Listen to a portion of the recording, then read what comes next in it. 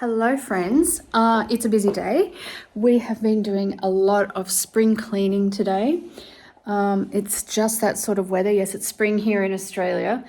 And this afternoon I have two appointments. One of them is a phone appointment, which is pretty easy.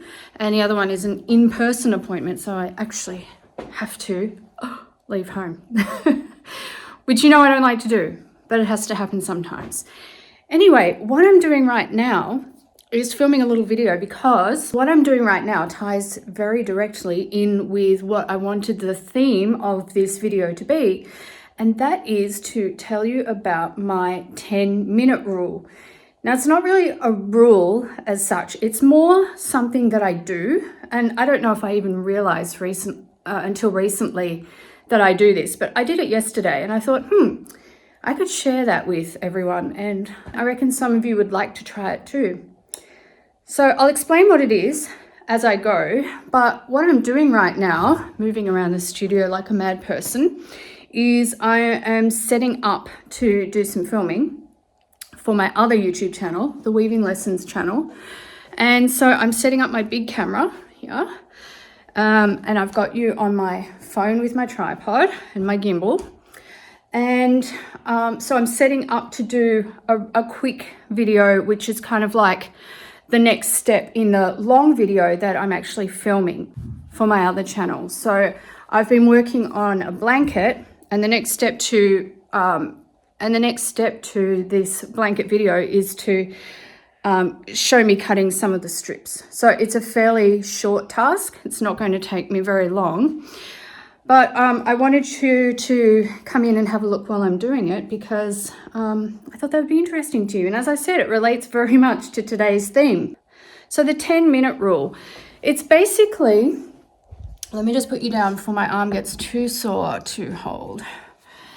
It's basically taking 10-minute blocks for a couple of different reasons. One reason would be, like me today, I've got limited time. I've got less than an hour until my first appointment, and then my other appointment's straight after that. So basically I've got less than an hour to get this little task done. But the other reason is when you are just not feeling like doing anything. So that was me yesterday. I've been feeling pretty off for a couple of days, which is not uncommon for me with my health issues. And I've also had this awful cold that I've had for like a month, and I'm still coughing from it, and it's just been a little bit exhausting. But yesterday it was in the afternoon, and I felt bad that I hadn't been out to the studio to try and do something creative to work on some of the work projects that I've got coming up. And so I ended up saying to myself, look, I'm just not gonna go out there today. I thought I'll just let myself off the hook and just try and rest and not do too much. So I had to actually come out here I can't remember what it was. I had to bring something out here, whether it was a book or had to grab something that was out here. I don't remember. But once I was out here, I looked at the quilt that I'm putting together that I've got sitting on the big table here. I'm just trying to turn around so that you can have a look. Still getting the hang of this gimbal. Okay, so here is the quilt top. And yesterday, this was still all in pieces. None of this was sewn together when I came in. And I looked at it and I thought, oh, that's looking really nice. I'd really like to go one step further with that. But, didn't feel like I had the energy to do it yesterday. So I thought, okay, what I'll do is I'll just do 10 minutes of it. I'll sew a couple of these blocks together and I'll see how I feel after 10 minutes. And if I want to keep doing it, then I will do it. So I started sewing the blocks together, and then I got really excited and started feeling like I wanted to keep going and sew more of the blocks together. And so I ended up getting quite a bit of the quilt done. And I probably worked on it for about an hour. So before I continue talking about this, I'm going to pop you around the other side and see if I can show you a little bit of my process of filming for YouTube. So this is kind of a little bit of what I would do, and you can join me in this just for fun. So I'm going to leave you there, and then I'll be talking to my other camera which is placed over here and is ready to film almost. Okay, so I've just got to line up the shot, make sure I'm in focus, that's always important. And I've got my fabric and everything ready there for what I need to do.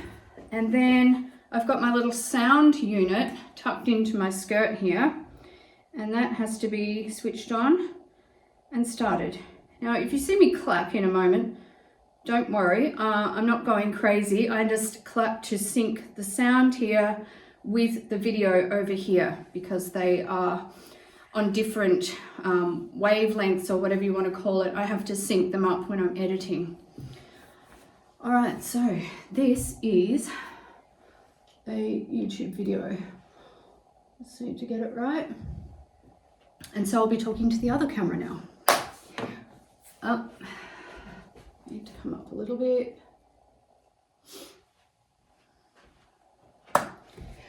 Okay, so I've got my strips of fabric all wet finished and dried, and they've plumped up really nicely.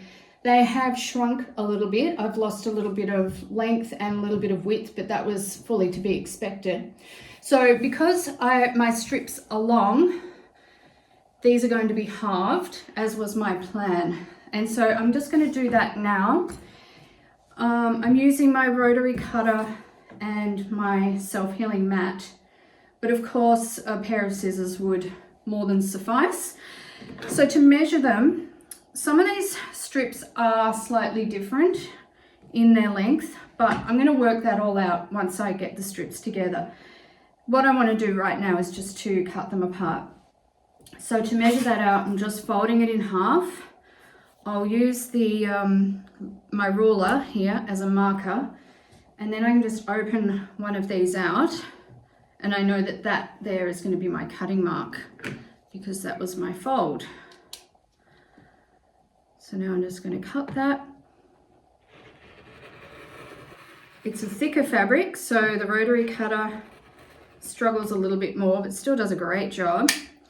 Now, as soon as I have cut all of these strips, I'm going to take them to my serger and secure these raw ends. They're okay for now, but I wouldn't want to leave them for a long time. It's a thicker yarn, it's a thicker fabric, and so more likely to spring apart. And now I'm just going to do the same with every single strip. Fold it in half, and then I'll take them and secure them. I need my fold at this end so I can cut. So I'm getting much closer to finishing this project, which is great.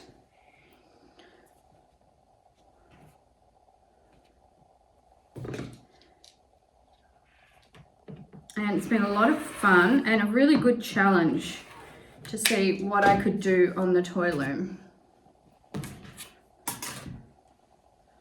Okay, so back to this camera.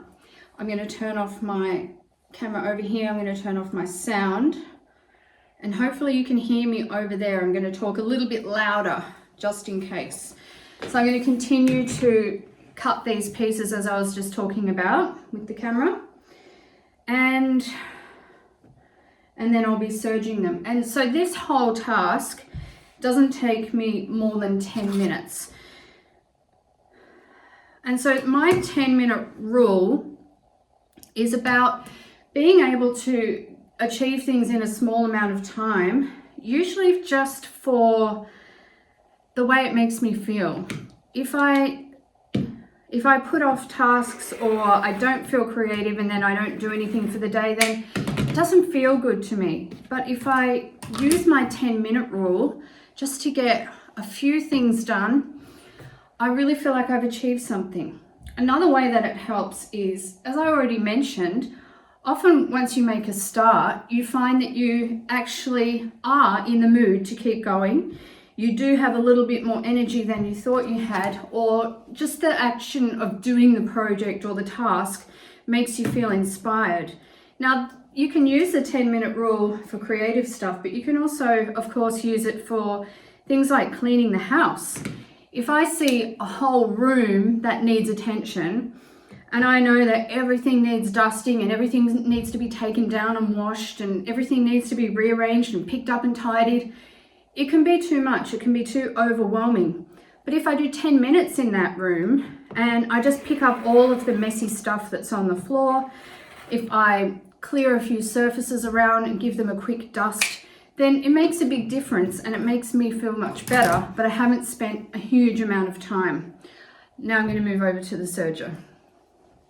Another real advantage of this 10-minute rule is you can actually get a greater variety of tasks done within a certain time frame. So for example, if I really divided my hour up into 10-minute increments, then I could get 6 different tasks done, or at least started, because often starting something is better than not starting it. At least you've got like a head start on it and you can come back to it later. So I will often do that in the studio. I might have a bunch of different projects going at the same time.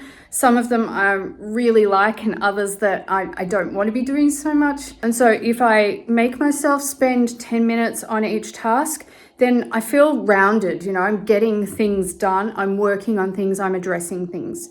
And I don't do this all the time because, of course, there are some days where you just have to hunker down and get things done within however long it takes, especially if you've got deadlines or whatever. But it's a good option and I encourage you to give it a try. So now from my 10-minute blocks, I've got this footage, which I'm not going to edit now because it's going to take more than 10 minutes and because I've got appointments.